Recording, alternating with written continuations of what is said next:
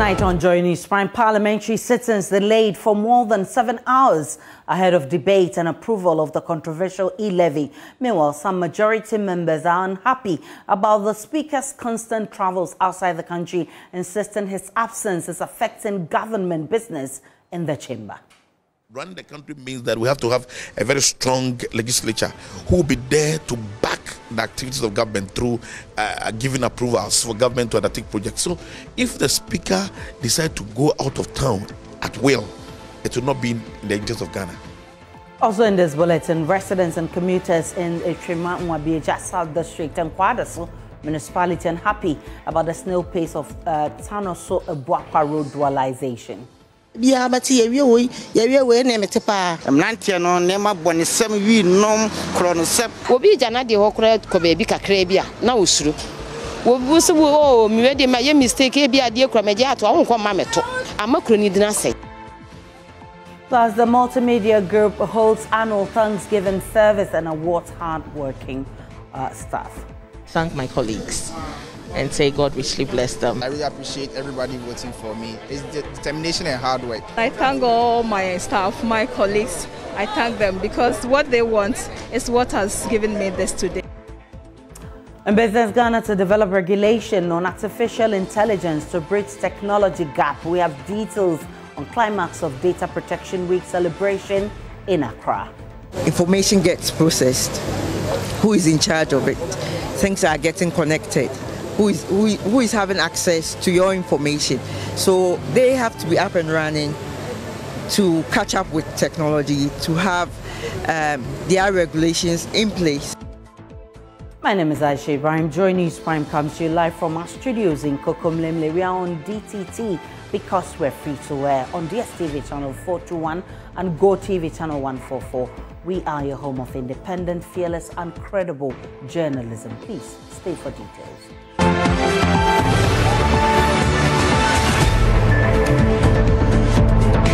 Many thanks for choosing us. Some residents and commuters in the Multimedia South District and Kwadaso municipality are concerned about the slow pace of work on the Tanos Road Dualization project in the Ashanti region. The perennial congestion on the stretch affects productivity, depriving residents of the economic prospects. Residents poured their displeasure when Municipal Chief Executive Multimedia South Michael Ewukuamwa led a team of engineers to inspect the ongoing project. There's more in this report.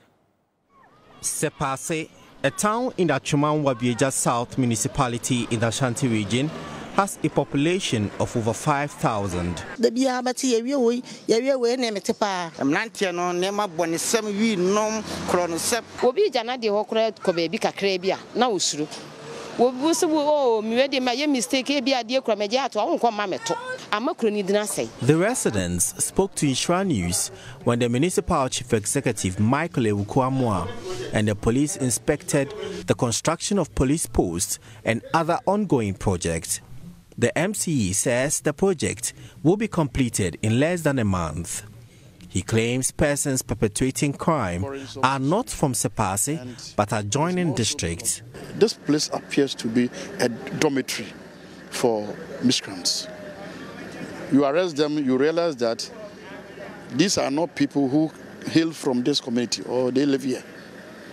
They would move from the neighboring communities to come and then do whatever they seek to do. And this is something that has been a very worrisome situation for us and the police. If we are not careful, we will lose this community.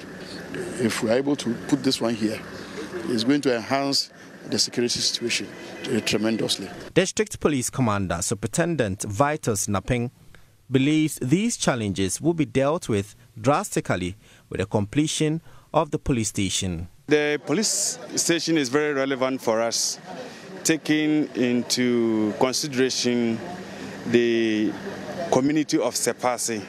It's one of our flashpoint areas in the district of Nwabia.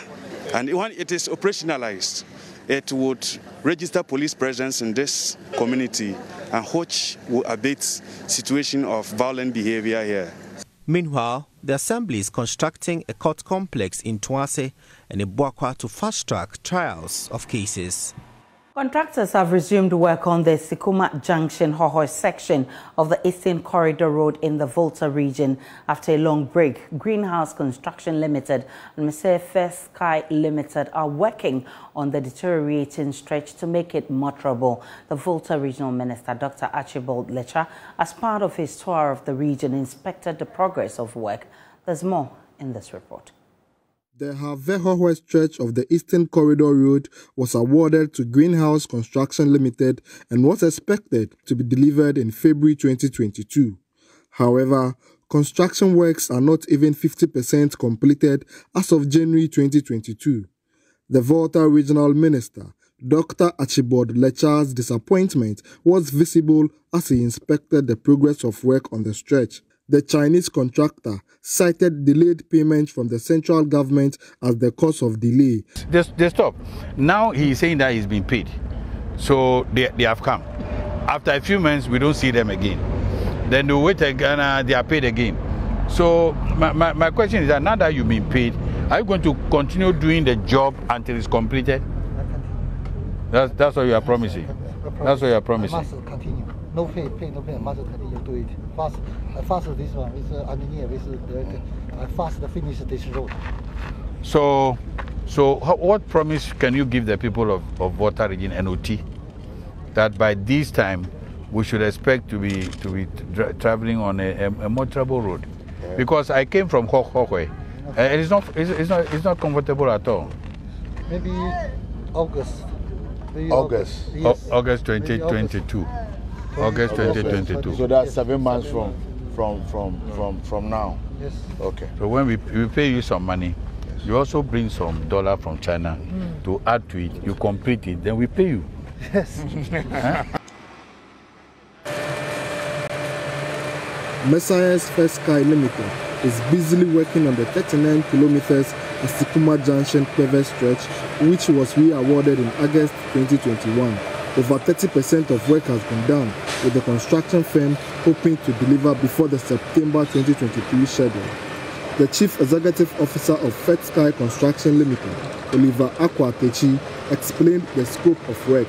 From a section where the asphalt currently laid ends to the extreme end, which is the Peve Township, is where we are currently working to bring it up to the asphalt layer. What we have here, we did some remedial works so that it will be more trouble, because we realized that there were a lot of accidents due to the potholes that has been developed. So we patched those potholes so that we make it more trouble. We'll bring that other section to the asphalt layer. Then we mill this phase from kilometer 0 to kilometer 28, and then reproduce a fresh asphalt and relay it.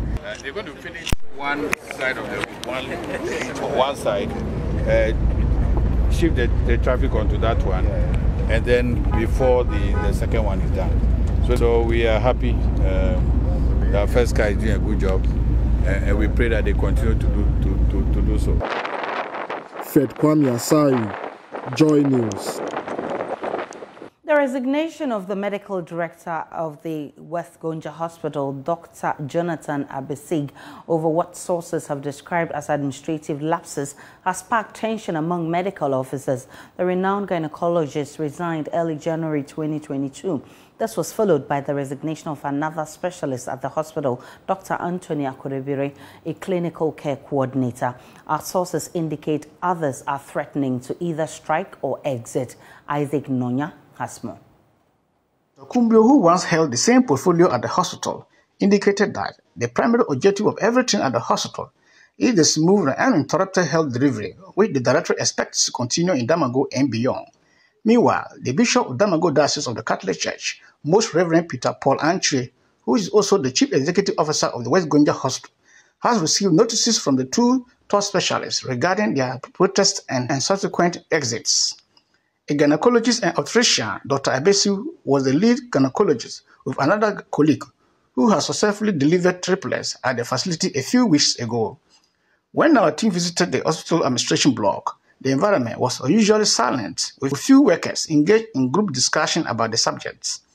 Deep throat sources within the doctors have added that Dr. Abesi stands tall and merits the position of director of the hospital. According to them, the gynecologist was the director of the hospital for 3 years, from 2014 and 2017, and later went and specialized in gynecology and obstetrician and returned last year to hold that position.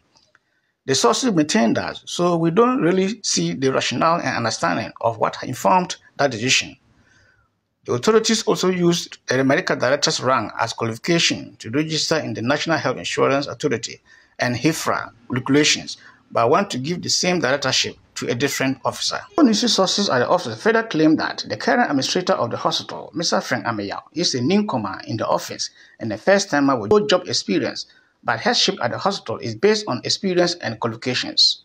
According to the information gathered, the remaining medical officers at the hospital on Wednesday, January 12, have sent a 72-hour ultimatum to the CEO of the hospital to either reverse the decision or they will advise themselves. In a related development, the medical doctors have carried out their threat to advise themselves by withholding all services, including opening patient department, except 3 emergency areas like medical, pediatric, and obstetric. Their letter, dated Monday, January 12, 2024, this year, and addressed to the Assistant Health Director of the Domago Diocese, Mr. Mimbom Aiden, attributed their decision to the resignation of the 2 senior doctors, leading to some challenges, making working environment unhealthy and unsafe to practice the tenets of medicine. Meanwhile, Johnny visited the office of the Assistant Health Director for his reaction, but he declined to comment on the matter. For Joy News, Azimonia reporting. We report that there is an emerging health crisis at Apiate in the western region, where survivors of last Thursday's explosion are beginning to report various degrees of speech and hearing impairment. The Ghana Medical Association wants urgent actions before the situation gets worse. We'll hear from them shortly, but first, here's a report capturing the situation. Initial assessments conducted by personnel from the Psychiatric Association of Ghana at Apiate found a traumatized population of close to 900 displaced persons, including 373 extremely vulnerable children. This also included children who reportedly persistently screamed at night and some who had gone mute since the explosion. Some adults were reported to be struggling with sleep at night, while others were contemplating suicide. Dr. Ruth Aintree is president of the association. One mother told me that the child since Thursday has not spoken.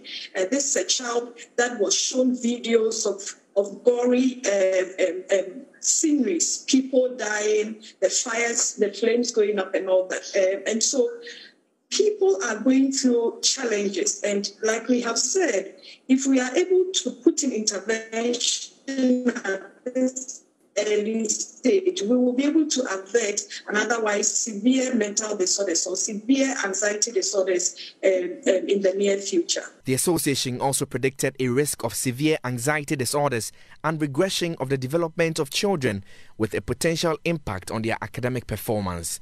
It took the conversion of the St. Michael's Catholic Church to a mini clinic for some of the survivors to be assessed by the medical team. The dressing units also around. We are currently also preparing a place for the maternity people here, so that those who are pregnant and they have other issues with their pregnancy, they can just go to the nurse who is preparing a place for them to go. And we have also created a place for psychological, to psych them. Even now we have some people who have some issue when it comes to their sleeping, their fears, anxiety, and other things. Even there is a woman who just came here. But in the past couple of days, many of the survivors are reporting mild to moderate hearing impairment. Dr. Paul Kwao Intodi is a retired ear, nose and throat surgeon providing medical assistance on the ground. We had a report to the regional director that some of the victims of the disaster had ear problems. Some had perforated eardrums, bilateral, most of them bilateral perforation of the tympanic membrane, the eardrums, with associated hearing loss. So the region, that is the Western Regional Health Directorate, mobilized some of us, like myself, to come and help with the assessment of the victims.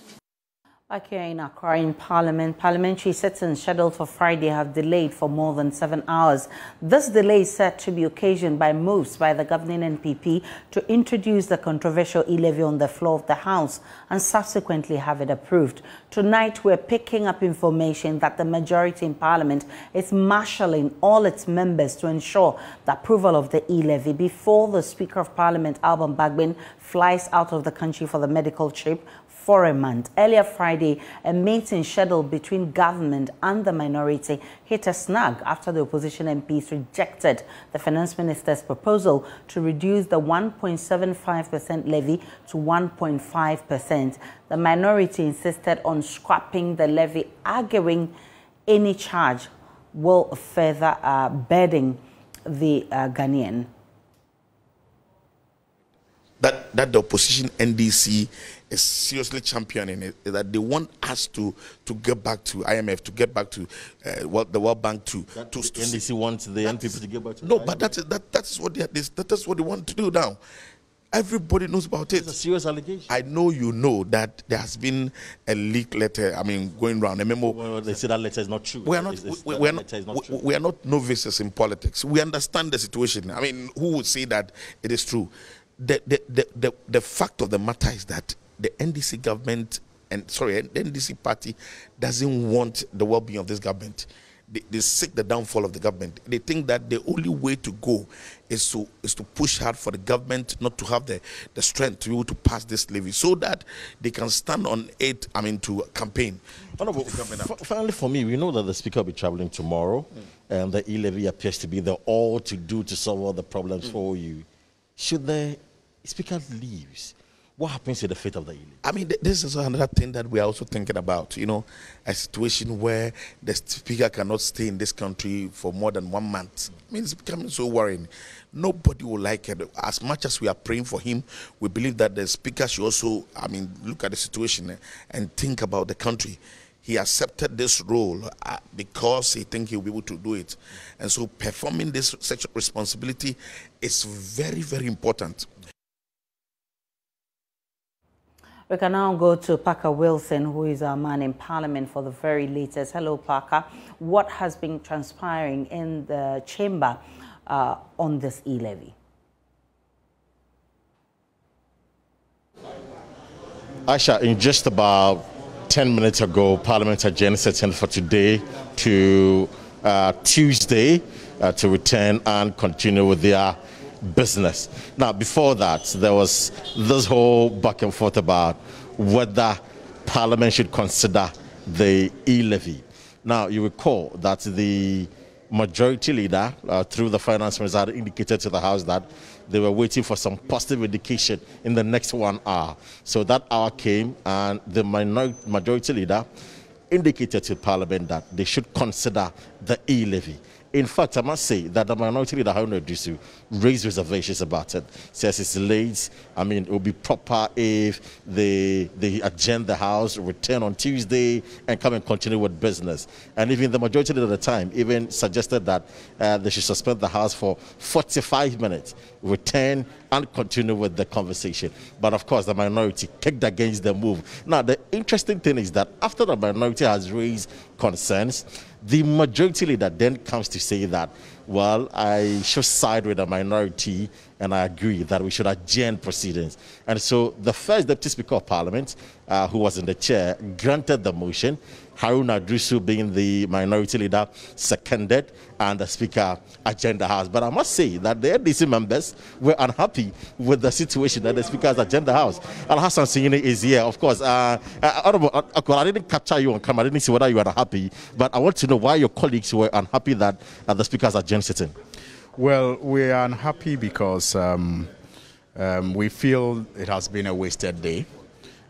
We express our concerns through our leadership when, the Speaker, asks for direction from leadership. And we thought that even though it had been a wasted day, we needed to adjourn at that particular time so that we do not continue to waste so much time, given that it didn't look like we're going to make any progress on whatever business government had for the day. And to our amazement, the majority leader was not willing to agree, because the House today, usually when we have extended sittings, make arrangements for extended sittings. There's beverage and they may even serve members lunch and all of that. That was not put in place today because we didn't anticipate any extended sitting. So we thought that members had made enough sacrifice for the day, and so there was a need for us to go. So we were shocked when the majority leader opposed it and suggested that rather that we should break for 45 minutes. You know, I think that he was gauging our side. You know, he thought perhaps we didn't have our numbers. Is there a suspicion that the majority leader told you? Yes, I suspect so. But then, did you have the numbers? But then, was there empty seat? But then, when you know, he won the motion because he's in charge of government business. So whatever he says we should do, if the speaker agrees with him, we continue to do. So then we started mobilizing. I'm sure you noticed that people were now beginning to come in because they were in their offices or just sitting outside having idle chat. So they started moving in. I'm sure then he saw the numbers and realized that they could not bully us, you know, so it was in their best interest, you know, to adjourn. And then we thought that, I mean, given and you see, the majority leader must understand that he is just the leader of government business. He's not the leader of the House. You know, and he has to always seek to build bridges, especially between himself or his side and the leadership of our side. You know, but when he wants to run the House as if, you know, the House was in his bosom and he decides what happens at every point in time without collaboration from, you know, other leaders, especially those from the minority side, then he's always going to run his side into problems like he was about to do this evening. But I'm curious. I mean, your leader, Haruna Disu, had indicated that if we start the debate on the e-levy, we will conclude, put the question to it. I mean, you could have started the debate and probably adjourn to return to come and vote on the matter. Yes, that is something that we could have done. But in fact, you start a debate, we should vote. The majority leader was of the view that if we start, we must finish. And that is what we're giving the indication to him, that then we should either start now or, you know, we adjourn. Because we were ready to start. But we're saying that if you were not ready to start, then we should adjourn the House because we had waited for too long. And clearly, they are not ready to start and they are not even ready to conclude. We are ready for any. I mean, we were ready for any. We were ready to start, debate, and either suspend the question or even decide on the question today. We're ready for any. So what's the status of e-levy now? You're a member of parliament. I know that there was an addendum order paper. What's the status of the e-levy? Is it going to come back on Tuesday? Is that the agreement? Well, I think that the majority will be in the right place to tell you the status of the e-levy. As far as we are concerned as a minority, our position against the e-levy remain unchanged. Despite the fact that today at an extended leadership meeting it was announced to us that government is considering a reduction of the rate from 1.75 to 1.5. They also, in fact, at that meeting it was indicated to them that then they may need to come with a new bill, because that will completely change the structure of the first bill that was presented. I mean, all these technicalities will have to be considered, even if Parliament will look at the proposal to reduce it from 1.75 to 1.5. But nonetheless, it does not change our position as a minority against the e-levy. 1.75, 1.5, we remain opposed to it. We are determined to vote against it no matter what, in the interest of the state and in the interest of the people of Ghana, who variously have spoken against the implementation of this tax policy. Thank you. And I'm happy your brother has joined me. The Lance Minister is here. Honorable, I'm curious. I mean, the NDC is alleging that your side of the House, they don't have the numbers clearly, and that is why your leader agreed to adjourn session. If you had the numbers, you'd have gone through with this debate. How true is this? Well, thank you very much, and very good evening to your cherished viewers. First of all, let me submit, and do so very forcefully, that this business in this House is not an issue or a question of numbers. I think this is the business of the Ghanaian people. We are here to conduct the business of the Ghanaian people. We are here to conduct business which will promote the interests of the Ghanaian people, the public interest. What is in the interest of our national economy? What is in the interest of the Ghanaian people? It's not about MPP having this number of numbers and this having that number of numbers. We are not, the greatest of respect, it's not a point scoring. But when it comes to decision making, it's not about, when it comes to voting, it's not about strength. It's not about who has strength or who can vote who out. It's about what decisions this parliament, this 8th parliament of our country should take, which will serve the national interest. So that statement by that we didn't have our numbers and so on and so forth. So far as I'm concerned, that is not the greatest of a patriotic statement to make. It is a question about what is in the interest of our country. Right. Thank you very much, Honorable. And Aisha, I must say that the Deputy Majority Leader, Alexander Afenyo-Markin, is going to have a press conference addressing the media. So let's quickly go and get a bite of what he's saying this evening.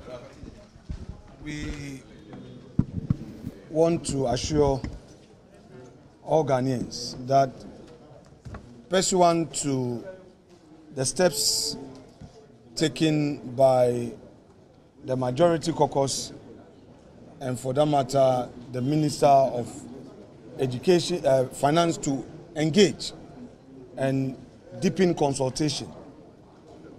We've been pursuing same in earnest. So far, it's been positive. Suffice to say that it's not been conclusive.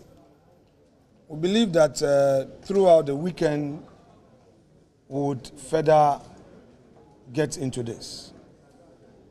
We don't want what happened in December to repeat itself. And we believe that this e-levy is an important legislation that would help government get the needed revenue. As you may be aware, the Majority Caucus deployed its membership across the nation to engage so that Ghanaians will appreciate where we're coming from. There are two things that government seeks to do with this levy: to look at the road sector and also tackle the unemployment situation. For the road sector, we all know that the fund is insufficiently funded. We cannot rely on what comes in to pay contractors.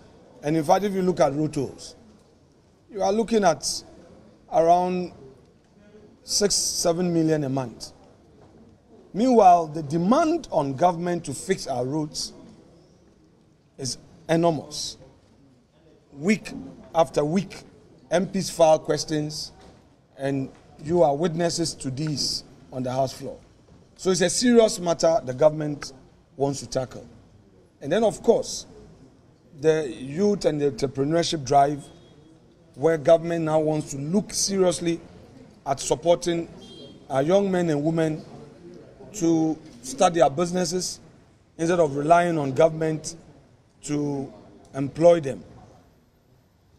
We cannot continue to allow our youth to walk the streets of the city after graduating from school. So these are important steps that government want to take to deal with these two major issues in the country. It requires the engagement with stakeholders, and I believe that is what we're doing. Surely we're getting somewhere, and I have no doubt on my mind that next week would have gotten to a level that getting the bill passed would not have too many problems. Already, we've passed the budget, we've passed the appropriation, and all of these were passed by consensus. What is left is the revenue to help deal with the expenditure on these critical areas. So, our friends in the media, this is the brief from us as Majority Caucus. May I respectfully allow for questions for me to clarify? Yes, we do Joy, TV3, GH1, and yes, my good friend from GBC. Leader, yes. Next week you're confident the bill will go through. We do understand that the Speaker won't be in the chamber to preside. Is it the case that the first Deputy Speaker and the second Deputy Speaker will have opportunity to vote when it comes to a critical voting decision? Yes, TV3. Just ask the same thing. Yes. Sorry, JJ. So we spoke to the deputy minority leader, and he says your sides did not have the numbers. I just want to find out from you whether that's the case. Yes. Right. So I was going to ask a question as to whether you are able to convince the minority MPs to support it, because he said next week you are hopeful that you pass the bill without much difficulty. Does that mean that you've gotten the support of the minority in pushing through the bill? Supplementary. Yes. So we are told that in a meeting between the finance minister and then the extended leadership of the minority, he had reduced it from 1.75 to 1.5. Can you confirm this? Right. I can. I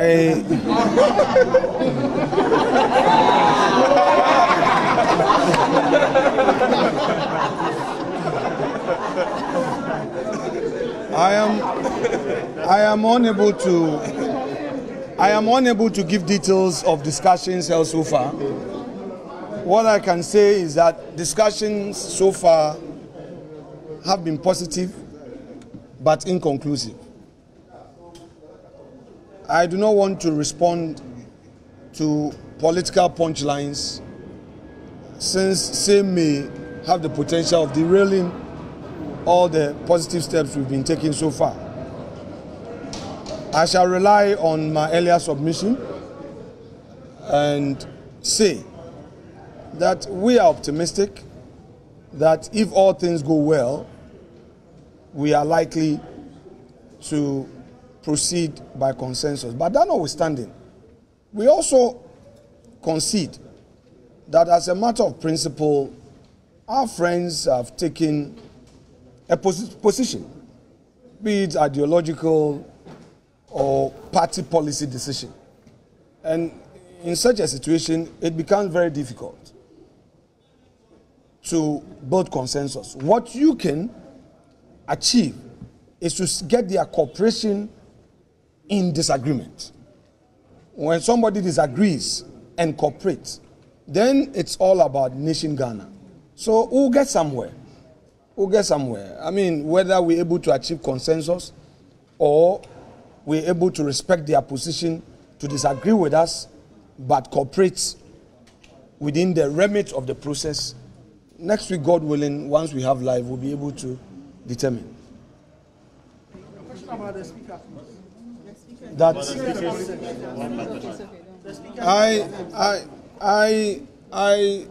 I am in leadership, and I believe that anything about Speaker's absence from the jurisdiction will be duly discussed. Officially, no such discussion has come up. I am unable to respond to whether or not Mr. Speaker is going to be in the jurisdiction or not. But I believe that it is something that I will get to know anyway if it is the case.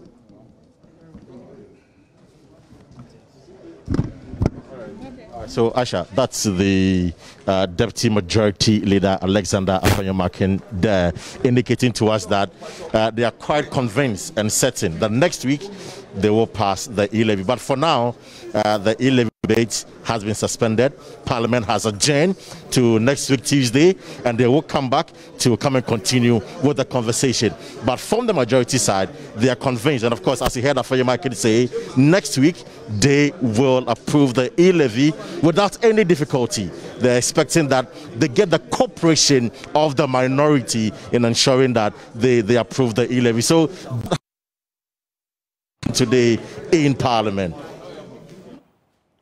You heard the Pakwesi Parker Wilson. He's our man in Parliament. Definitely, we are monitoring for you. We have all our lenses opened in Parliament and will update you as and when we get information. Now, Bishop Emmanuel Akon of the Victory Bible Church has prayed for the Multimedia Group Limited to birth new brands and continue to dominate the media landscape in the country. This came up at the group's annual Thanksgiving service held on the theme, God is still with us and for us, He will turn our mourning into joy. Hannah Odame has more.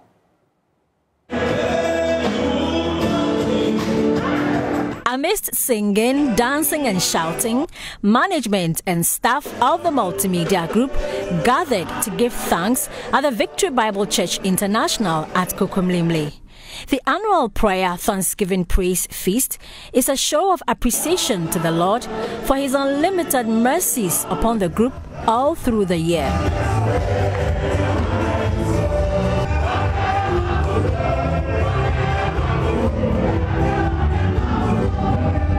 CEO Kwesichum couldn't help but join the multimedia choir in praising God for what He's done for the group and what He will continue to do.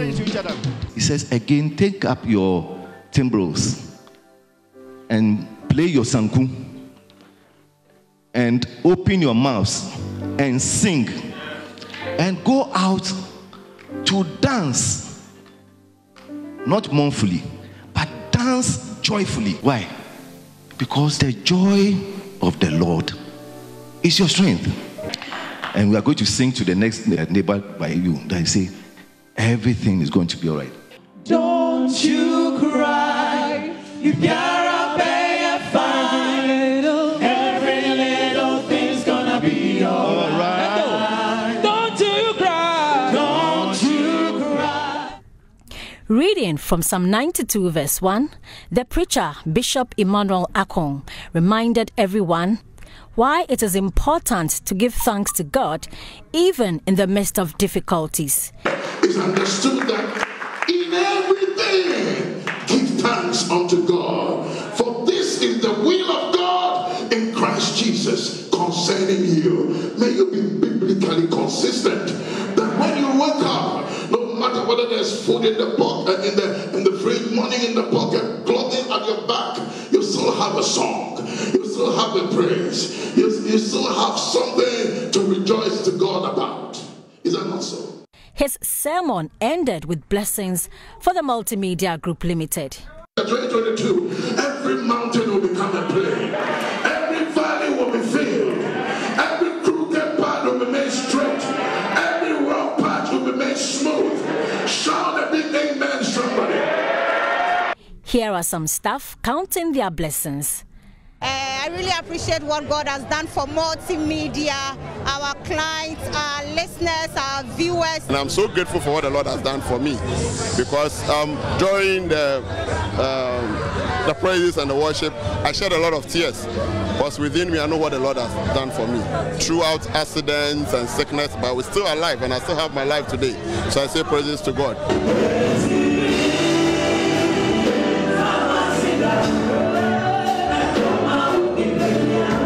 Bishop Yao Owusu-Ansah prayed for the sustenance of the group. We speak into multimedia. May oceans be open for you. In the name of Jesus. Now therefore, I bless you as a child of God. I bless every member of this family. May your forehead be stronger than your enemies. The Multimedia Group is indeed grateful. Grateful. For Joy News, I am Hannah Odame. Some staff were awarded for their hard work and dedication. Some of them, including Assistant News Editor Seram Ablat DeSouza, spoke to Joy News. God richly bless them for the confidence reposed in me, and that it will spur me on and urge me to do more. You must always work the way you would want somebody to work for you, and for me that's one of the mottos I live by. Do it as if it's yours, so that someone else would also take care of yours better. So yeah, that's it for me. I'm very grateful for the award, and I want to say thank you to my team for voting, especially my drivers. I really appreciate everybody voting for me. It's determination and hard work. it all constitutes to it. And I thank God for it. And I thank all my staff, my colleagues. I thank them because what they want is what has given me this today. And to God be the glory. I also, through this, inspire my other working colleagues that whatever they are doing, God is watching. And human beings are also watching. It is not only my award, but it's a collective award. So I must say, it's a good thing. We all work and we expect to be rewarded. If I've received it today, next time it will be another person. So what I will say is that I will encourage everyone to work hard, and next year they will get theirs also. And so to come on Joy News Prime Business, Ghana to develop regulation on artificial intelligence to bridge technology gap. We'll have details on climax of Data Protection Week celebration in Accra. Information gets processed. Who is in charge of it? Things are getting connected. Who is having access to your information? So they have to be up and running to catch up with technology, to have their regulations in place. Hello there and welcome to Business on Joy News Prime with me, Blessed Suga. Now, Ghana will soon have its own regulation to guide the use of artificial intelligence for stakeholders. This move is to ensure that the country meets the growing needs of technological changes in the system. After a short address to climax the Data Protection Week celebration in Accra, Deputy Minister for Communication and Digitalization, Amapoma Boateng, explains that such a regulation is critical to the country. The Data Protection Week is marked every last week of January to create awareness on the need to protect critical information. In Ghana, the Data Protection Commission has been given the mandate to ensure that privacy of individuals and processing of data is regulated according to the laws of the country. Speaking to journalists after addressing the climax of the celebration, Deputy Minister for Communications and Digitalization, Amapoma Boateng, called for the updating of existing technology to conform with modern trends. Tech trends, it keeps changing every time. New things keep coming up, and we need to catch up with what is happening in the technology space. With artificial intelligence, be it on the internet or be it on our tools that we use on a daily basis, information gets processed. Who is in charge of it? Things are getting connected. Who is having access to your information? So they have to be up and running to catch up with technology, to have their regulations in place to make sure that every bit of information that gets collected is properly managed and processed.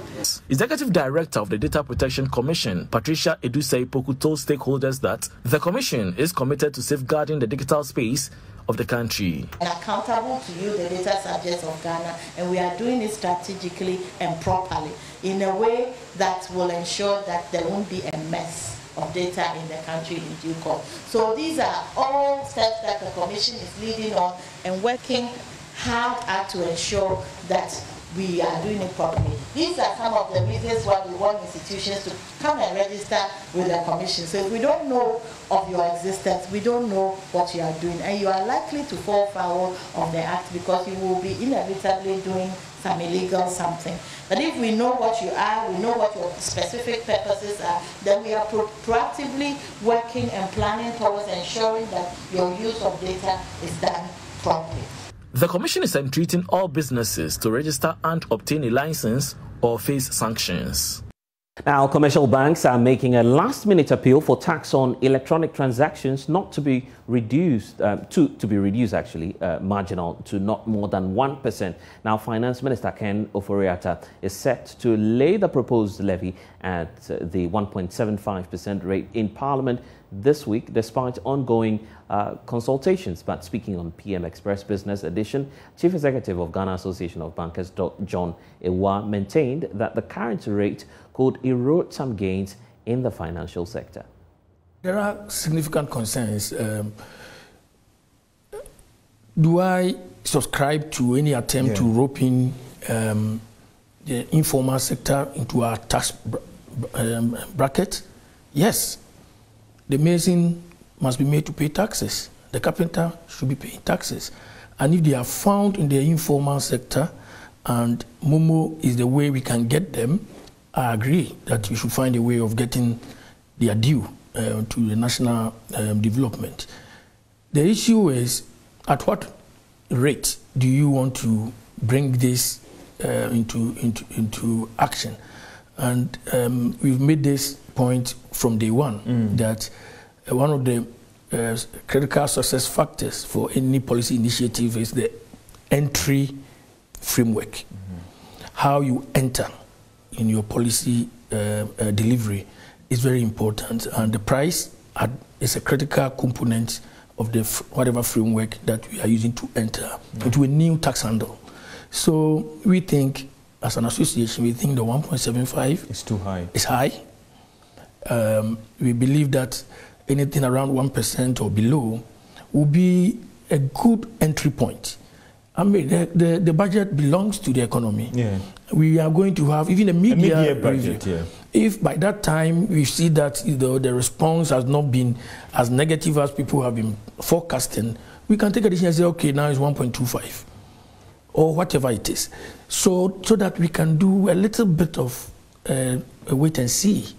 The other issue we have, and which the minister, by the way, has promised and has told us that is not going to be in scope, at least to start with, is the person-to-person transfer, though it remains... Help me break it down. What do you mean by the person-to-person transfer? Person-to-person transfer is John Awua transferring money from, say, EcoBank to George Wiafe in EcoBank or in Standard Chartered or in any other bank, Access, Zenith, UBA, UMB, if from an individual to another individual.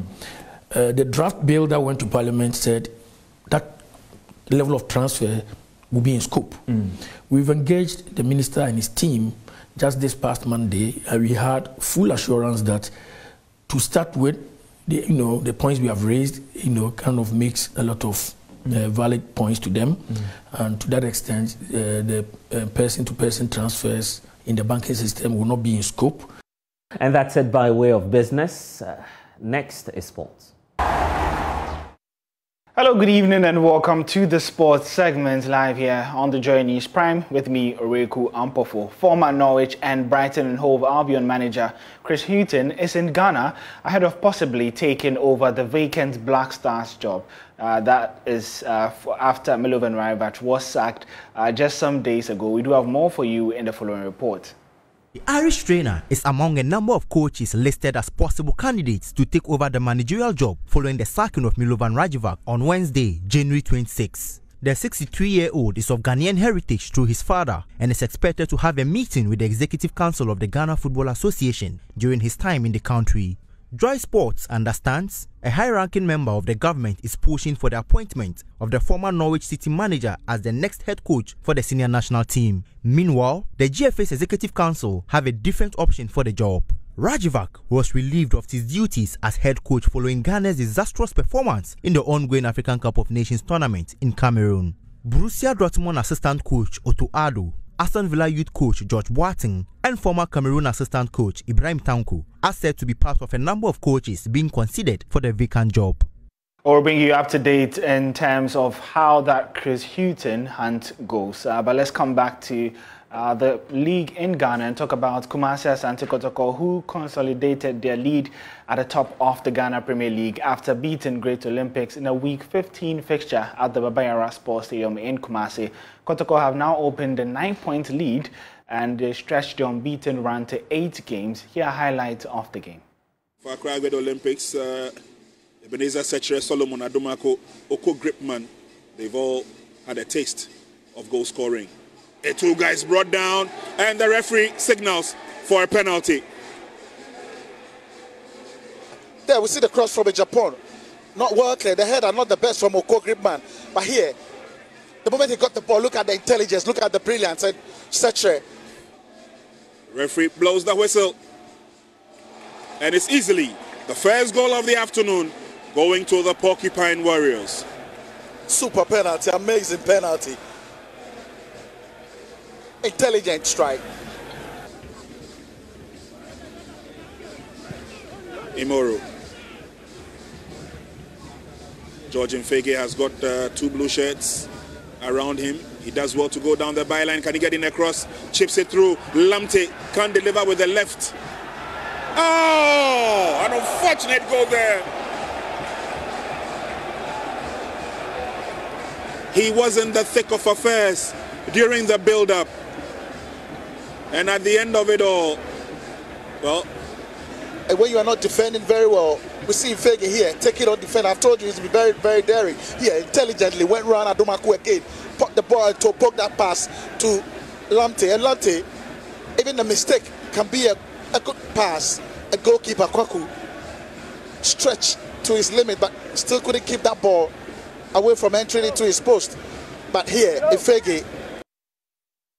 Well, there will be more fixtures in week 15 of the Ghana Premier League. Let's take a look at the games scheduled to be played. On Saturday, there will be one game as Aduana Stars host Bechem United.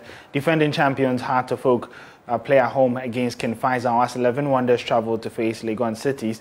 Real Tamale United play Karela United as Brekum Chelsea host Accra Lions. Mediama would be at home against the Almina Sharks as struggling Wafa face BBNE Gold Stars. Ashanti Gold play Dreams FC in the last fixture of the weekend. Well, that's how we wrap up the sport here. I'll be back in the next hour with more stories. Time for showbiz, and I'm left alone here. Gospel songstress Celestine Donko releases her first ever EP titled Testimony Therapy last night at the Spirited Aliza Hotel. Joy Entertainment's Ivy was at the launch and has put together this report.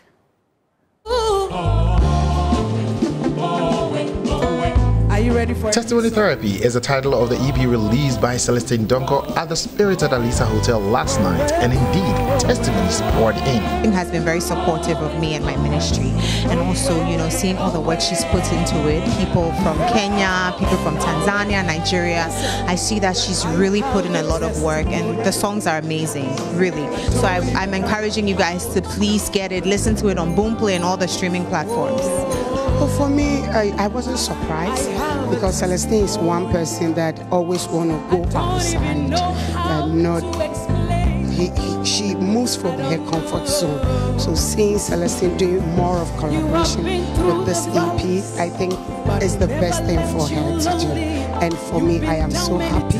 I'm so excited because it's a great move for all of us today. She's very strict. She knows what she wants. As I said inside there, she's like a musical lyric person. You know, so when you're in the studio with her, she wants to hear a certain sound, a certain progression. You know, which makes it very comfortable for me as an artist because it takes me straight to the point. I don't need to now go and rethink and reinvent something or something. So it's amazing. I mean, the songs on the EP are just lovely, and I think, this EP is going to put Ghana on the map with the right push and the right direction. I have a testimony, I never would be. The EP launch, which was graced by some men of God, had the Agbegbelo songstress Celestine Donko perform 3 songs from the EP. Testimony Therapy features MOG from Ghana, Steve Crown from Nigeria, Joel Luaga from Tanzania, Mercy Masika, Kenya, and Angel Bernard, also from Tanzania. With 6 albums to her credit, why will Celestine Donko put the whole of Africa on an EP other than an album? It has been something that I really admire, to connect to Africa. I believe that there is a reason that God planted me here in Ghana, and I believe that there's a reason that we are surrounded with beautiful African countries. And so I don't know why I should go far when I have colleagues, you know, in my circles. So yes, Africa it is, and I think it was just a time for this EP to happen with African artists on it. Why the title Testimony Therapy though? So as my heart was just filled with gratitude and songs of praise, the Lord told me that He is extending this grace to His children. And so I prayed, I seek the face of God, and these songs, they are all centered around testimonies. They all carry that message that together weaves into a testimony atmosphere. That the purpose is for it to, you know, have a one-on-one therapy on the listener. And so like when you have psychological issues or you have things you want to really, deep things you want to open up about, you see a therapist. So this song kind of does the job. So it it's you and the song talking to God. The EP, Testimony Therapy, has 7 tracks with 1 video already shot.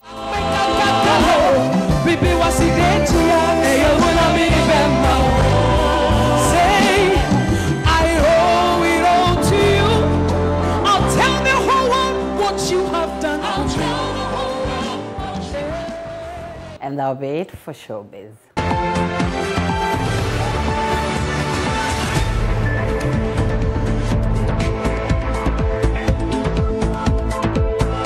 Now to the rest of our stories. Traditional leaders in the Western region are worried discussions on the redevelopment of the Piazza may be forgotten should another major event happen. This came up when members of the Western Regional House of Chiefs visited those affected by the explosion to commiserate with them. Inathalia Kwanza has more.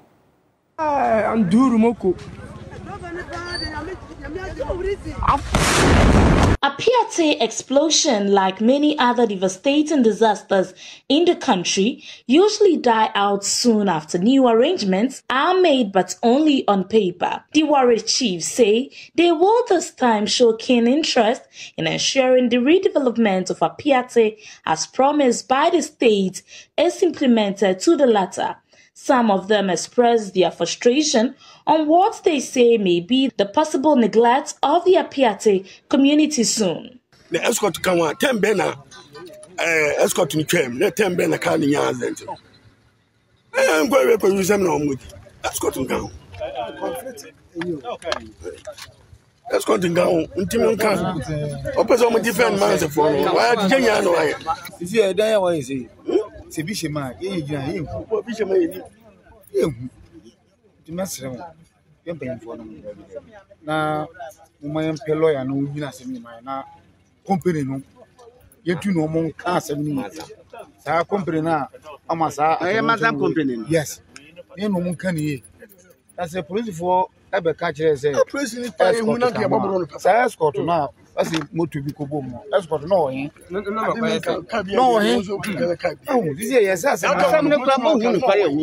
The state has since last Thursday put measures in place to assuage the pain and trauma of the people displaced by the incidents. The measures include the settlement of those affected who are now camped at Dumase, which is about a kilometer from the Piazza community.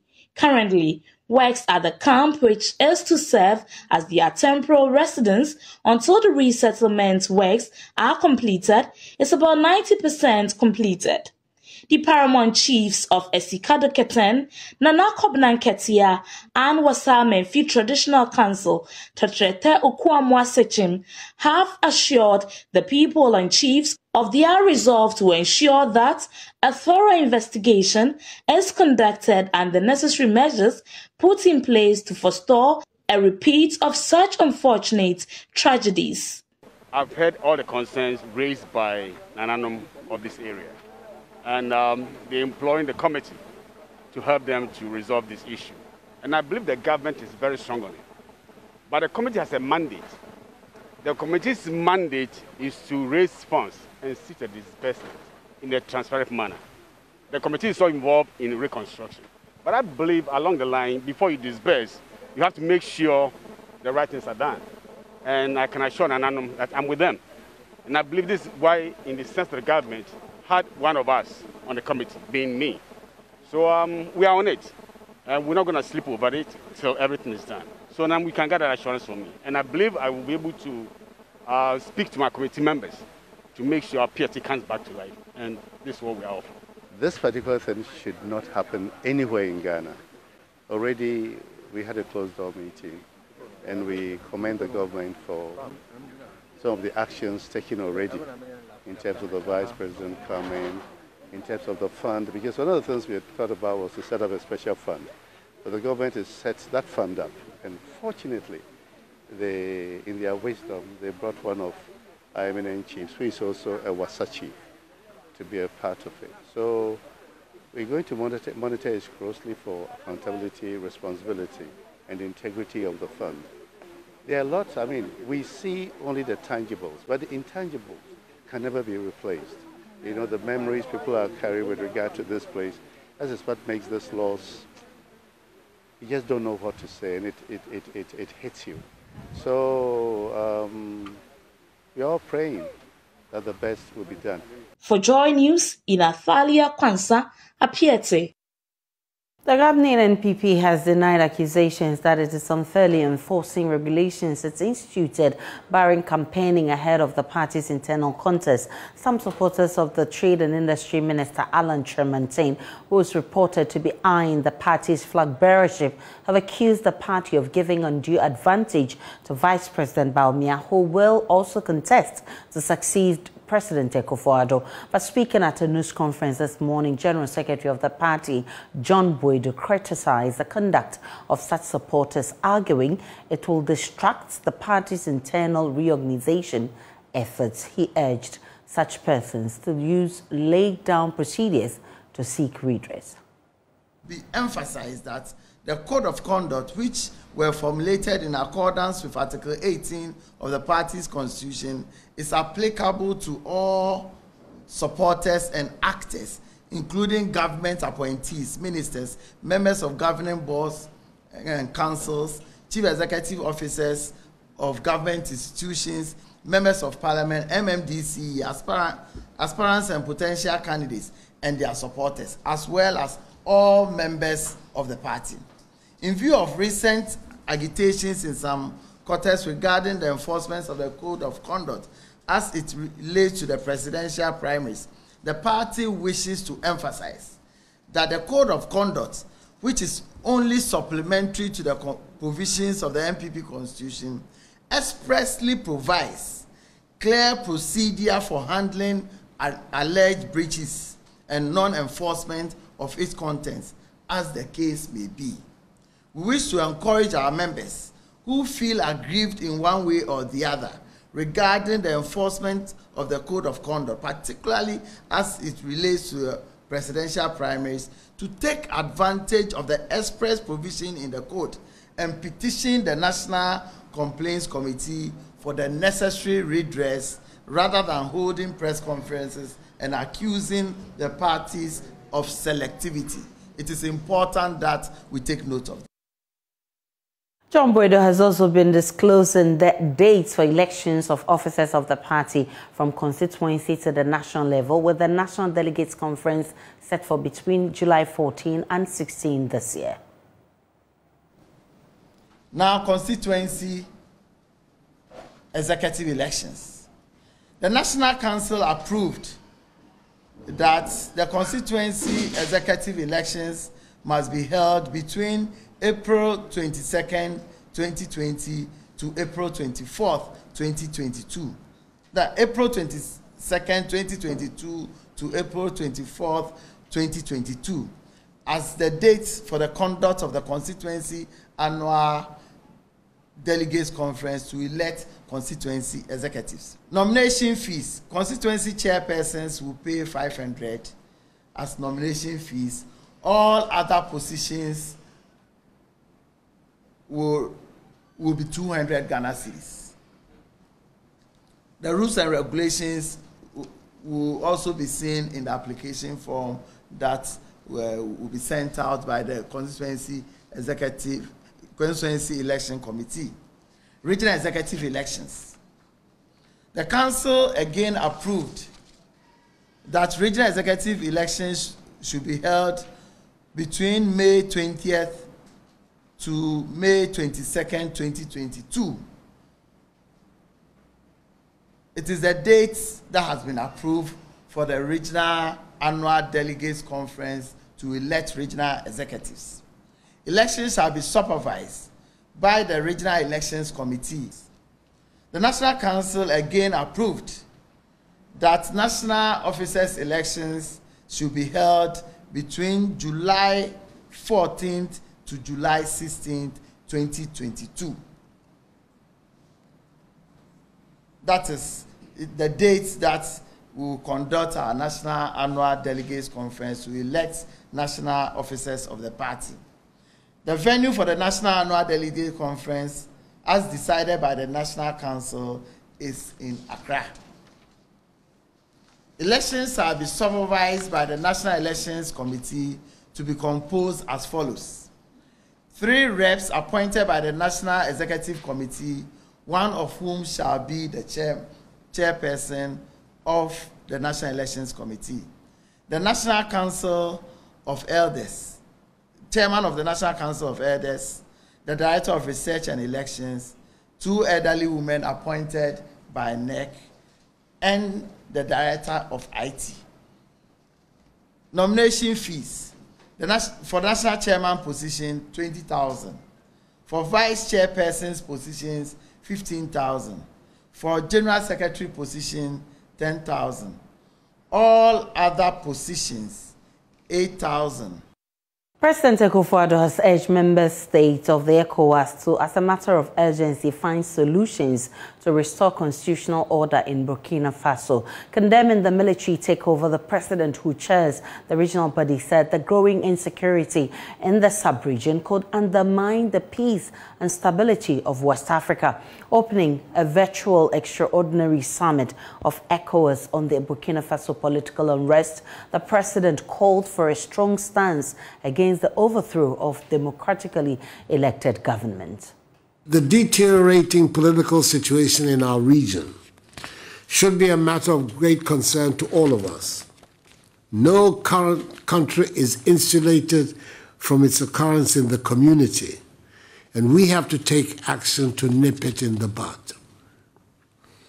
We're confronted with a setback to our democracy, taking cognizance of the twin coup d'etat in Mali on 18th August 2020 and 24th May 2021, the one in Guinea on 5th September 2021, and now on 24th January 2022 in Burkina Faso. Added to this is the complex security environment occasioned by terrorist attacks and pandemics, presenting for us a toxic situation. Within this context, you may recall that in conformity with our ECOWAS Supplementary Protocol on Democracy and Good Governance, adopted in 2001, the principles of constitutional conversion principles provide for the following. A, any accession to power must be through free, fair, and transparent elections. B, unconstitutional change is prohibited, as well as any undemocratic method of gaining or retaining power. C, zero tolerance for power obtained or maintained by unconstitutional means. And D, the armed forces must be apolitical and must be under the command of a legally constituted political authority. No serving member of the armed forces may seek to run for elective political office. Excellencies, the happenings in the region tell us that not everybody has accepted democracy as the preferred mode of governance. We still have some work to do to convince such people that we are all safer under democracies. The resurgence of coups d'etats in our region is in direct violation of our democratic tenets and represents a threat to peace, security, and stability in West Africa. This situation hinders the much-needed economic and social development of the region. I've convened this meeting with the hope to address the urgent situation in Burkina Faso and find solutions that will restore constitutional order to Burkina Faso and stabilize the region at large. We should not renege in our collective duties and obligations to ensure a peaceful, democratic, just, stable, and prosperous community. I urge you to examine critically this rising phenomenon in our region so that we take the necessary decisions that meet the aspirations and expectations of our peoples. The rest of the world is looking up to us to be firm in this matter and await the outcome of our meeting. Tamale Circuit Court has fined 2 persons 150 Ghana cedis for assaulting a female they accuse of being in relationship with one of the suspect's boyfriend. The two, Munira Mustafa, 21, and Mukaya Idrisu, were arrested by the Bimbilla police after the two and others were seen flogging a lady in a video that went viral.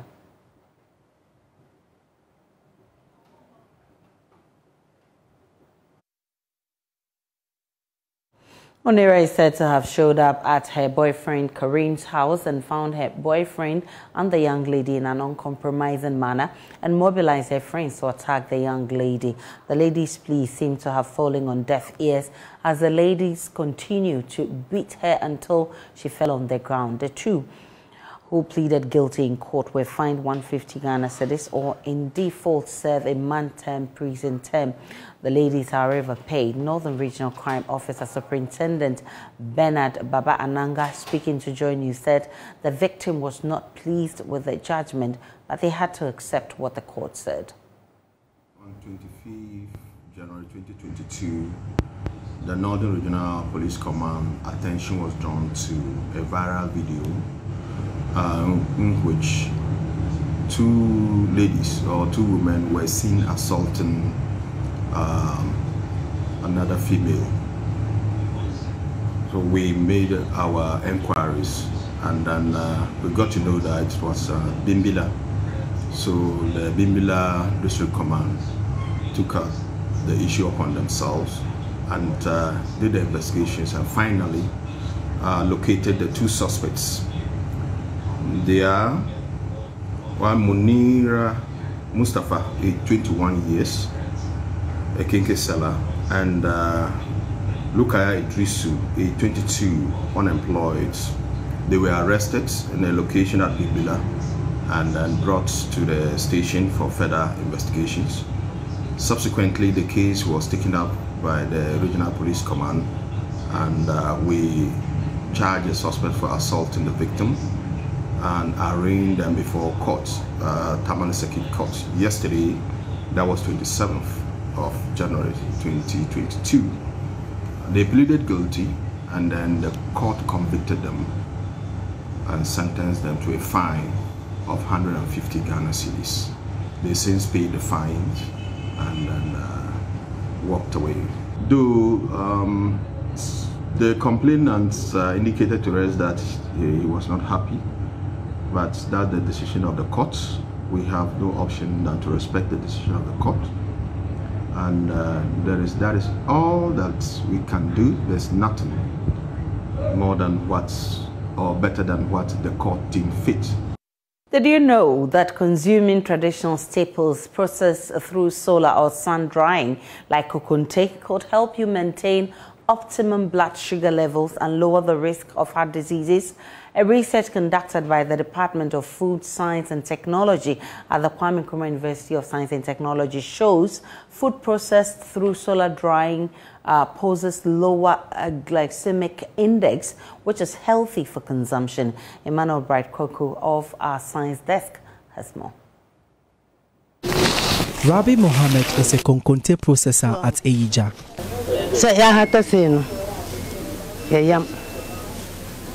We first dry it and then mill it to be used for kokonte and tuozafi. They are very nutritious. Konkonte Laba Asari Donko shares with me why he loves the delicacy so much. The other side where people of today, when you mention abetia la prewa kokonte, you know, they will go like, as if they don't like it. But when you go to the chop bar, that's the food that just finished, you know, first. Studies have confirmed that foods with lower glycemic indices like wheat, oats, and brown rice are recommended foods.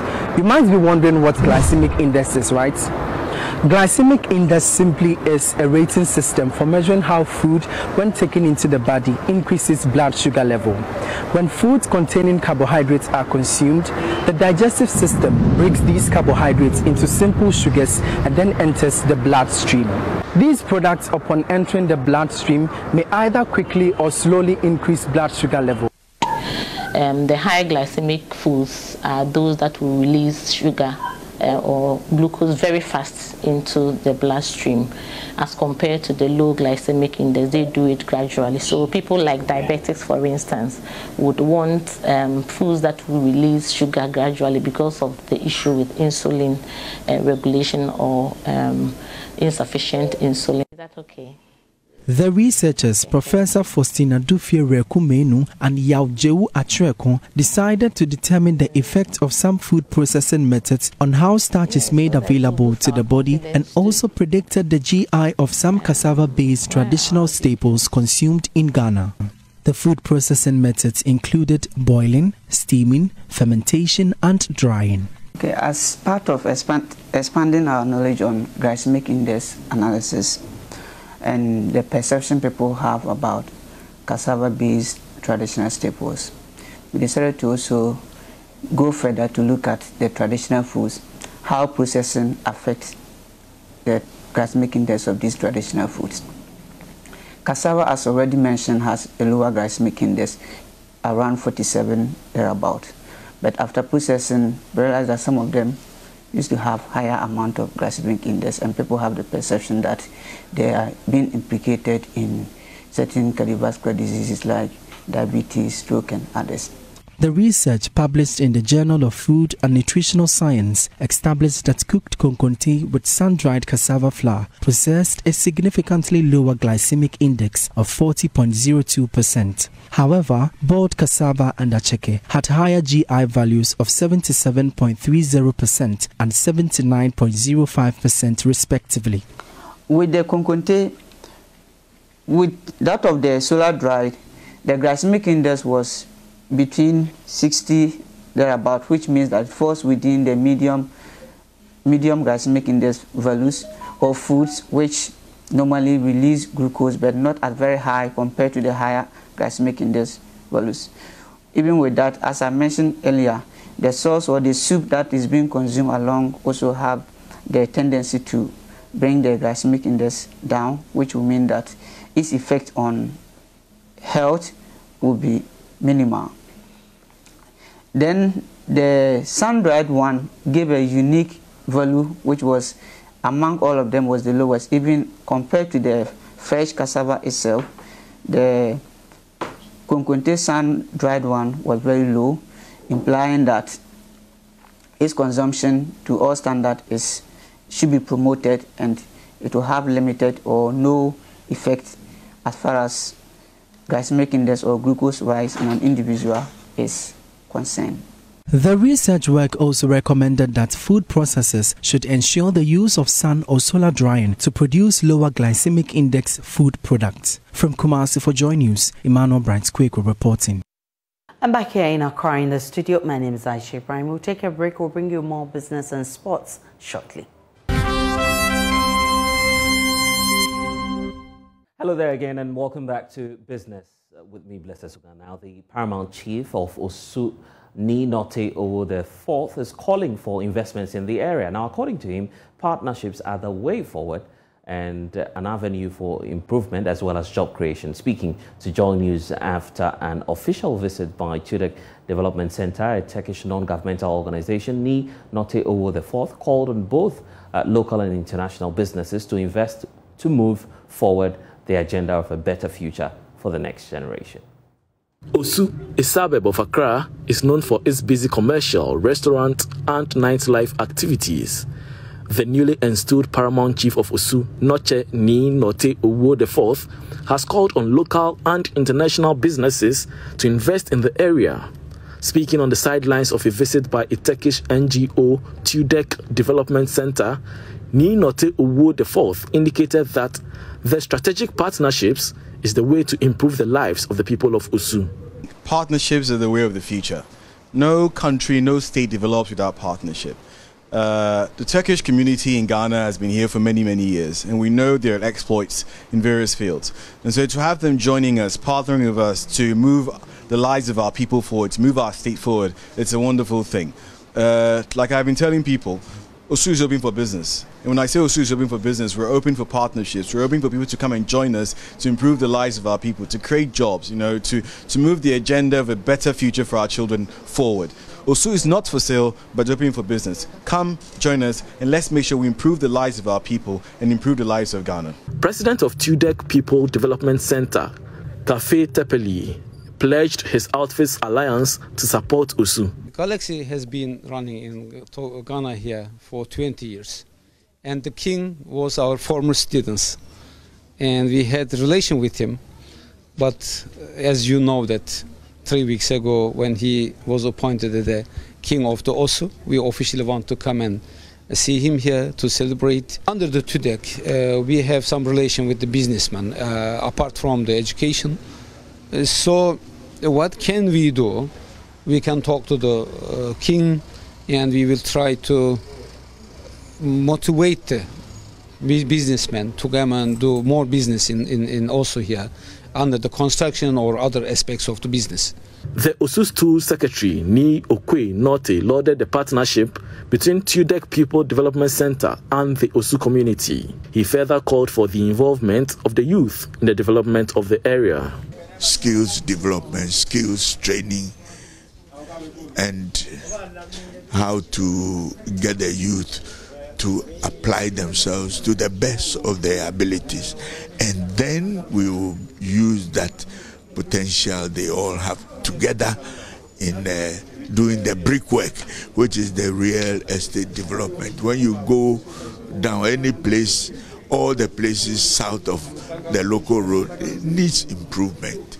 The environment in which we live, the sanitation, everything. We have to take a second look at every place here and do the best we can with what resources become available. Now, the Insurance Brokers Association of Ghana is making a strong case for government to reconsider the passage of compulsory group life insurance policy.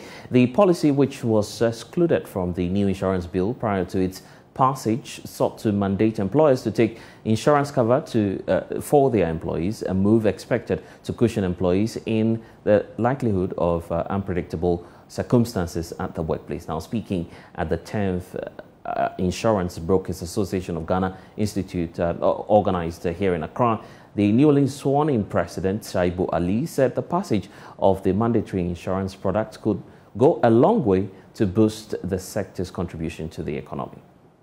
We remember with regret how the compulsory group life insurance policy got removed from the new Insurance Law Act 1061 in the last minute. How and when this happened, no one knows. The effect of this bad decision does not only affect the penetration we seek, but has denied Ghanaians a very great opportunity at alleviating poverty by ensuring that the death and critical illness of the average Ghanaian worker does not end the hope of the family that feeds on him. We missed this opportunity probably because we didn't have a strong lobbying body to drum home this social effect of the group life policy. Our neighbors, Nigeria, have been practicing this for about a decade now, and both industry and the clients have benefited positively from it. Let me seize this opportunity to appeal to the Minister of Finance through his representative here to take a second look at this group life issue and, if possible, get an early amendment of the Insurance Act to include that. We at IBAG have an existing lobbying body, which we shall keep. However, we are ready to be part of a joint lobbying body with the GIA and the CIG, which will be adequately resourced to further the interests of the industry. Meanwhile, Commissioner of Insurance, Dr. Justice Yalfori, has charged insurance brokers to champion the introduction of tailored insurance policies to meet the demand of customers. Brokers in most developed worlds, they control the market because they design products. They know the needs of the consumer and they help the underwriters design products. So I would ask that it becomes one of your goals, making sure we sell products that are needed or products that the people want, not what we design and then force it on them. Ethics, very important. You can't be a good broker without good ethics, very strong ethics. So be ethical in your dealings as brokers. For we at the National Insurance Commission will continue to give you the support needed. So you can call on us anytime you need our assistance. As Pat Boham, rep to the Minister of Finance, said, we should look at increasing insurance penetration. And to do so, the role of the broker cannot be taken out. We'll continue to create a level playing field for this industry so that everyone is treated fairly. And that's it by way of business. Before we go, we leave you with some international news. And also don't forget that we have editorials with Araba Kumsin. I am Blessed Sogan. Do have a good evening.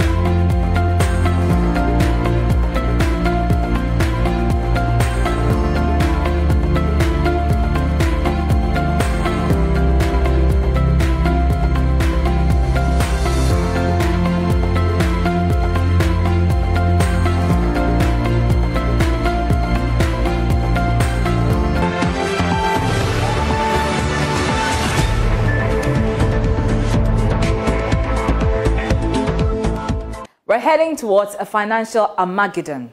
That's according to financial experts and economists. The kind so bad that it is incomparable to what we experienced during the height of the COVID, where businesses were destroyed and thousands of jobs lost. Cast your mind back. It shouldn't be that difficult. This is just about 2 years ago. Besides the deaths from the pandemic, household incomes declined drastically. Some people who hitherto did not even have to think about where their next meal was coming from were forced to borrow in order to survive. It was that dire. Now, financial experts are telling us the economy is headed for a possible collapse. Why? Because government has reached its borrowing threshold on the international market. I'm sure you're wondering where I'm taking this. Stay with me. I'm coming to a point. And the point is, the government's insistence to go ahead with the passage of the e-levy despite intense opposition from the public. Finance Minister Ken Ofori-Atta painted a bleak picture of why the Ghanaian economy depended on this proposed tax and why they didn't want to go back to the IMF for a bailout. We have forgotten how difficult and tenacious that master from Washington was. So we can deal with them for them to give us advice, but we need not ever get into IMF program. And if we don't do this e-levy, you are just pushing yourself in a way that would potentially end up in such a disaster. Well, now the e-levy is being portrayed as a savior for the ailing economy. But assuming it is passed, the projected amount to be generated from it is 6.9 billion cedis. This is a far cry from the total of 100.5 billion cedis government is expected to generate to meet its expenditure needs. That's almost 7%, which some people say is a drop in the ocean. And even before it is passed, many Ghanaians are kicking against it, And with each passing day, more people are opposed to this proposed levy that they describe as regressive. It's because they already take charges from us, so why do we have to pay another e-levy? Paying the e-levy and then coming to pay the charges also on the money by the communication network also is a whole lot. You can't tax me on my personal money. Some people even take their salaries through mobile money. So if you put this e-levy on, how much are they going to withdraw from their wallets? At a town hall meeting in Koforidua on the matter, government officials defended the levy and insisted it was a panacea badly needed to fix many of our developmental problems. But it appears that did not convince many. I'm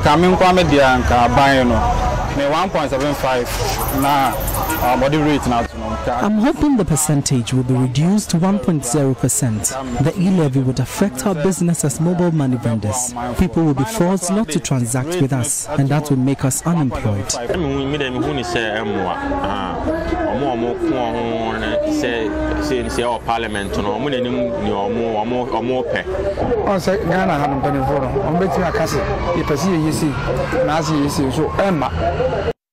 So clearly people don't like it. Well, the purpose of taxation is obvious. It is to generate revenue, which is expected to be channeled towards improving the lives of citizens through provision of social amenities. Over the years, we've had successive governments try and fail at widening the tax net. The Akufo-Addo administration is convinced that this is a sure way of widening the tax net. But at what cost? Take a look at this. This is the plan for generating revenue for the 2022 fiscal year. These are taxes on domestic goods and services.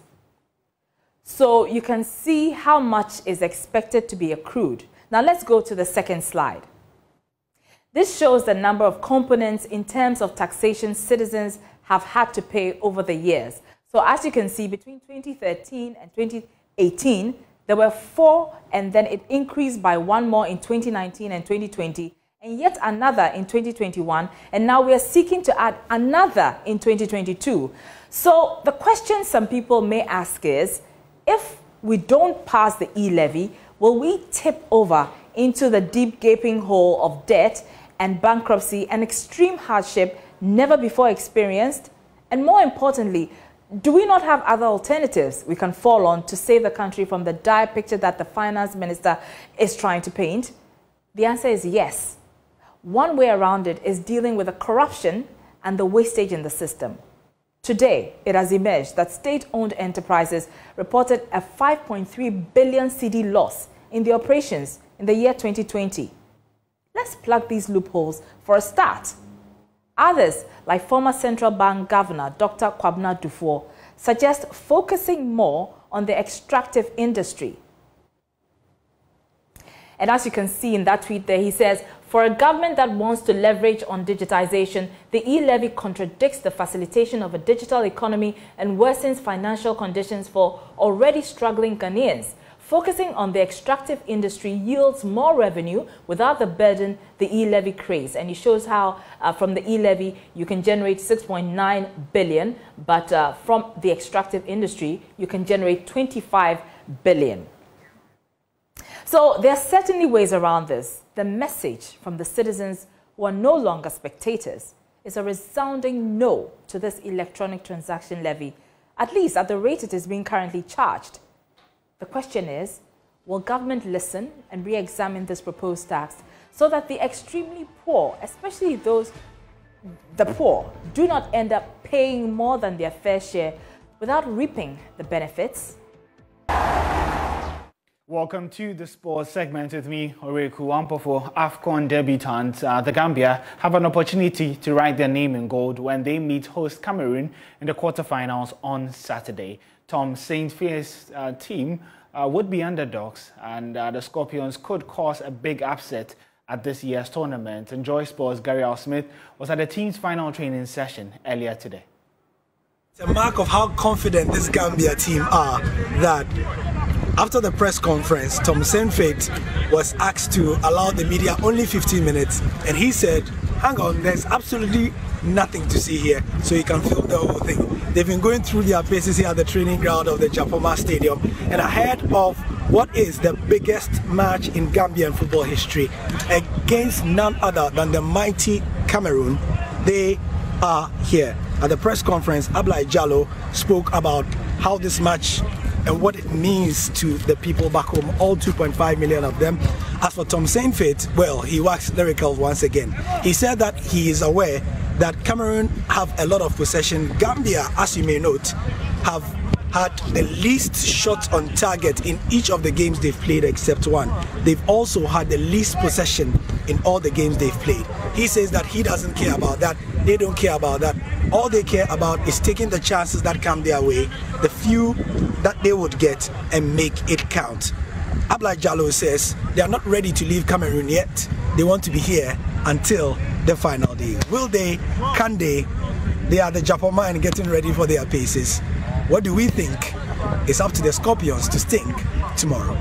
Or can the Scorpions sting the Lions, the indomitable ones, in fact? Tomorrow, that game comes on at 4 p.m. and there will be live commentary on Joy 99.7 FM. My name is Oreku Ampofo, and that's how we wrap up not just the sports, but the whole Joy News Prime Bulletin. We'll be back again tomorrow with more news as well. You can get some more news stories on My Joy online or visit our social media handles.